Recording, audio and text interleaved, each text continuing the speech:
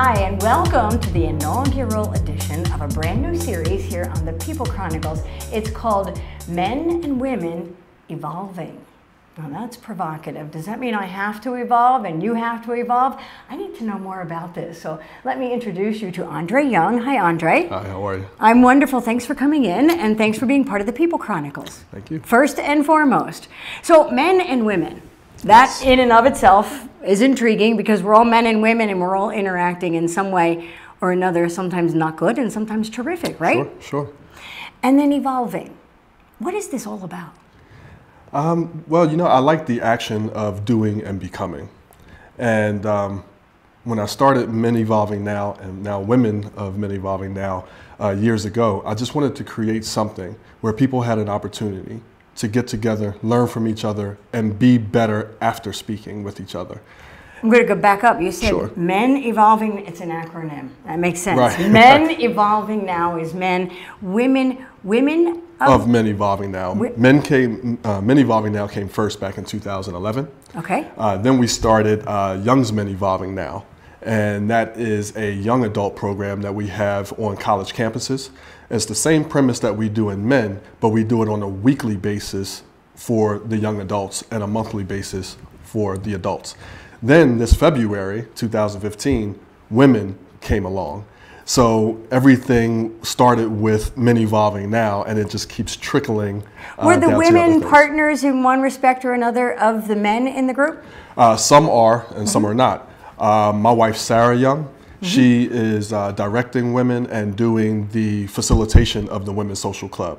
I founded it and I kind of manage things, but she is the face of women and they meet by themselves. Men meet with the men. So you get your own space. Right, but for our events that we hold monthly, we come together about 4 times a year and do activities in the community together. So when we have our men's shirts on and they have their women's shirts on, we're pretty hard to ignore.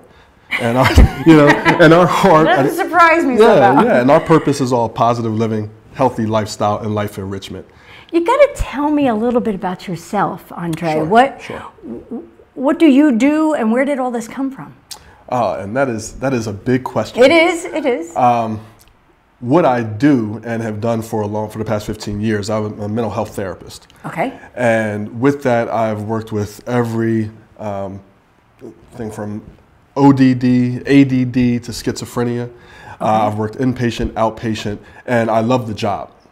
Over the years, I found it to be more problem-focused instead of positive-focused. The stigma of therapy. Oh, that's interesting. Right, the stigma of therapy and it's problems. And not that I don't mind helping or assisting or walking through a journey with someone, but I wanted to create something that was more.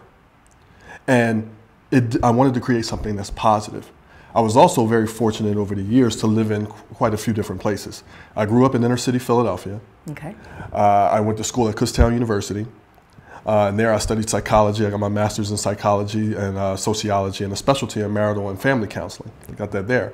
I've lived in the suburbs for the past 10 years. And my wife is from Jim Thorpe in the Poconos. So it's country living. And what I've learned from all of those different settings is, especially when you're younger, in the city, you can live next door to someone and never have a conversation. And a lot of our young people and our adults have to keep a harder facade on, for protection purposes. And so you really don't get used to talking like that, especially when I watch young men and women speak. You're saying a lot, but not saying a lot. When I lived in the country for a little bit, I realized that people were scared to talk about things because whatever you say got held against you for the rest of your life. You got typecast and you were in a box. That is very true. Very true. And the suburbs. Love living in the suburbs as well. And there's positives and negatives to each place. But what I learned in the suburbs is that people are talking all the time, but saying the least. If I had one more conversation about lawn care, housework, sports, and it was all surface level conversation. No substance. Yeah. And you go to work, you have your same water cooler conversation about how much you dislike your job. You're complaining about your relationship, complaining about your pay, complaining about the weather, whether it's too hot, too cold, too rainy. And it was just bogged down with negativity. Describing you? Does this resonate with you at all? I mean, you're ringing some bells with me because that is kind of the way we exist in many aspects of our life. And Me included. And, you know, as a man, and as I, see men and my friends, a lot of times when we get together, it's a lot of shoulder to shoulder conversation. We're not really talking about things. And when we do talk about things, it's because we've had enough, whether it's of our relationship, our job, and you get together to get a drink. No, wait, Andre, music. Men don't really talk about things, do they? No, they do. I don't think so. They do, but sometimes it can be very brief. And again, it's about the problem, not about the positive. And a lot of times we're not congratulating other men for this major or minor successes. And as much as, I feel like we do a great job at work. And I tell this to people all the time. People will get up and put their best clothes on, their best face on, their best smile on, and go to work or go throughout your day being the best you can to strangers. You come home, you look your worst, act your worst, and dress your worst, and expect to have a happy life.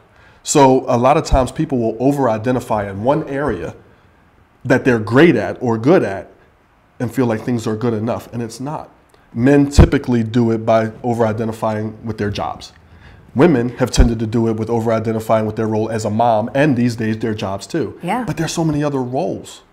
And men and women, we talk about evolving in all the roles that you are, as a brother, as a sister, as a partner, as a parent, as a worker, as a friend.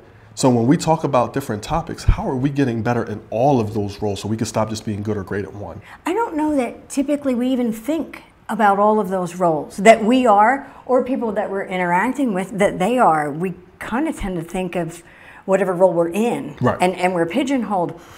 When you're raising kids, yeah. and I'm sure you've heard it, reinforcing, a kid will misbehave if they're not getting attention. And so by being ornery and they're scolded, they got attention. And so we're told as parents in all the books, well, make sure you reinforce positive activity. In other words, bring that to the forefront. And that's coming to mind as you're talking about this, because you're saying, enough of the problems, let's focus on what's good. Right. And one of the quotes that we use in Men Evolving Now, because we send a daily quote and question out to our members in all of the social clubs daily, every day but Sunday. And one of the quotes that really sticks out for W.O.M.E.N is, men build, boys destroy. What are you doing to build up your relationship on a daily basis? What are you doing to build up you in your occupation on a daily basis? Your kids on a daily basis? Men build, boys destroy. I watch my sons play with Legos, and boys, they'll build it up and then knock it down. Right. And it's such a powerful thing when you start building on a day-to-day basis. And for women too, building your man up, me building my partner up. How do we do that on a daily basis to have our best lives and evolve into who you want to be? So when we get cushy in a relationship, we forget to say, hey, you look really good this morning. We'd say, you didn't mow the lawn, or whatever. Right. That's what I'm hearing from you. Are there any other groups out there that do this sort of thing? What inspired you to get Men Evolving Now and Women of Men Evolving Now off the ground and complete? What inspired me was, one, like I said, living in all of those different areas. Getting to a point, I remember one day I was cutting the grass. And I looked up, and I always felt like I was looking for more. I'm a very spiritual man as well. And at that point I wasn't. And I was like, I just felt like, is this it? Yeah. Is this it? And you have the car, you have the house, you have different things that you want, or you don't. Like, I've lost all of that too. And at some point you still, is this it? I think we've all asked that question at some point. Is that all there is? Right. And the answer is, no, it's not. And what I wanted to do, I went through a divorce, and I feel like a lot of people go through this as well.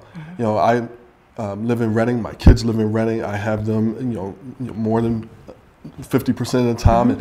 But I'm here because of my children. People relocate. People go through transitions. It's not always a location transition. You go through a transition in your life as a person, man or woman. And maybe you start to kind of outgrow some of the friends that you've had before. And not in a bad way, but maybe you start having kids. Maybe you start having a different job. Maybe you start maturing at a different pace. Different stages Different of our stage. Life, right? So out of comfortability, people go back to a place where they're not really comfortable and don't really want to be. So is it hard to evolve? I mean, as you say that, is that a hard thing for us to do? I don't think it's hard to evolve. I think people are going to evolve. The choice is, will you do the acts that help you to stay on track? Because out of uncomfortability, people go back to situations that are uncomfortable because it's easier to be there than be alone. Is there accountability at the meetings amongst one another? There is accountability. When we have our forums, the premise of our forum for the men and women in the community, we meet once a month. And the first thing we do is say, what's been going good since we've seen each other last? We start with the positive. Start with the positive. First we said what's going on, and a lot of complaints came out, and that's not what we wanted to create. What's been going good? And each member gets clapped for and applauded for. So you can work the best day possible. When you go home, will you get applauded for? Most likely not, or in your own way. But to have a group of people applaud whatever is going good on your life is a powerful thing, especially when you see it happen to our young adults who haven't really gotten it. And then we go into the topic for the night. And the topic could be anything. It could be, what's your passion? It could be about anger. It could be about relationships. It could be about anything. But the whole goal is to talk about it positively and get answers and responses from other people. So no one's telling one person what you should do or what's that. We're just talking about it as men and women, constructively and positively. It sounds like you've come at this from a counseling perspective. So you're leading it in that manner. There's a format and there's a way to invite us to think about how we can grow and evolve. Here's one. Have you found yourself change as you've done this? I am as much a participant. Any of our facilitators that we have on the college campuses, and myself and my wife, our mission is to be as much a participant and to share as much as anybody else.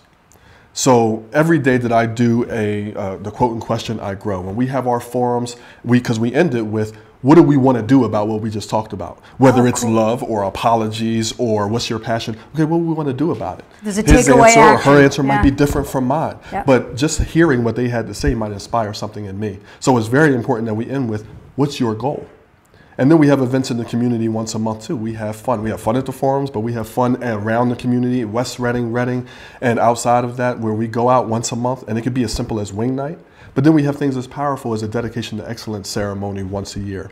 We have financial and fitness seminars where you come and learn about finance, fitness, fashion, and for men and for women. We have things around the community, a golfing trip or a wing night. That's a big night. People like to eat. You're making it fun. Life is a process, and change is the only constant in life. Right. So like it or not, you're going to evolve, we're going to age, we're going to move through stages, and it's nice to know you're providing a place where we're not doing it alone, and we can commune with others, maybe going through changes as well, and focus on that positive. I love this. And to sit in the room with that many people. Our members are ranging from 21, our oldest member is 62. Black, white, Spanish, married, single, divorced.